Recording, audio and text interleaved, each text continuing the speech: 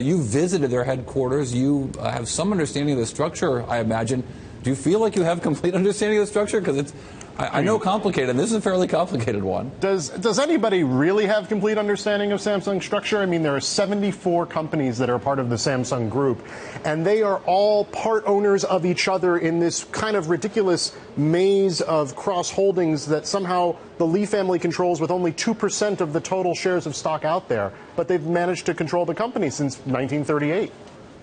This reminds me of Ivan Kruger, the Match King, or dare I even say Enron, although there's no suggestion here that there's something sleazy about this or dishonest about it. But why have such a complicated ownership structure? Is it about taxes? I think, it's partially about taxes. It's partially about maintaining family control. So Samsung is obviously, one of the largest companies in the world. It's certainly the largest company in South Korea. Its revenues are equivalent to about a fifth of South Korea's gross domestic product. And to be able to hold on to all of the various businesses there, from life insurance to amusement parks to smartphones and televisions and all the things we know Samsung so well for, requires this bizarre sort of arrangement between companies so that the Lee family remains at the center. Talk to me about the influence that the Lee family has, the patriarch of the family has, over the day-to-day life of Samsung workers or Samsung's business. Well, this really can't be underestimated. I mean, when we're talking about Lee Kun-hee, the current chairman of Samsung, it is sort of like Steve Jobs at Apple times 20. He is really revered within the company. Yes, the culture of that company. More than Steve Jobs. Yes, because of the way that the company functions, it all sort of rolls up to the chairman. And everybody you talk to when you go to visit Samsung and visit their various divisions, you might ask them, like, how have you become so successful? And to a man and woman, they will answer the same way. They say, it is because of the vision and the leadership of the chairman.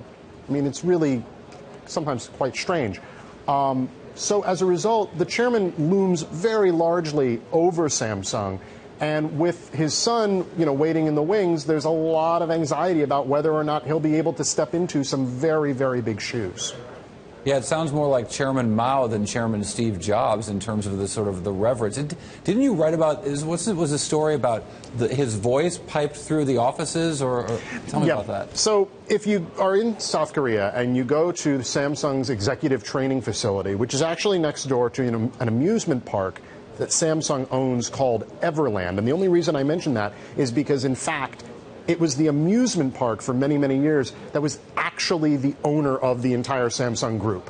That was the company, that was the holding company, if you will, for all 74 divisions of Samsung, from shipbuilding to microprocessors. But go right next door to that amusement park and you'd visit the training center, where the voice of the chairman would be sort of on speakers randomly in different hallways and in different rooms, including the Frankfurt room, which is really almost a shrine to the chairman, and recreated the hotel room in Germany where he gave an address back in the 90s that sort of set the new direction for the company. Samsung bought all the furniture from that hotel room, shipped it to Korea, and reassembled it there next door to their amusement park.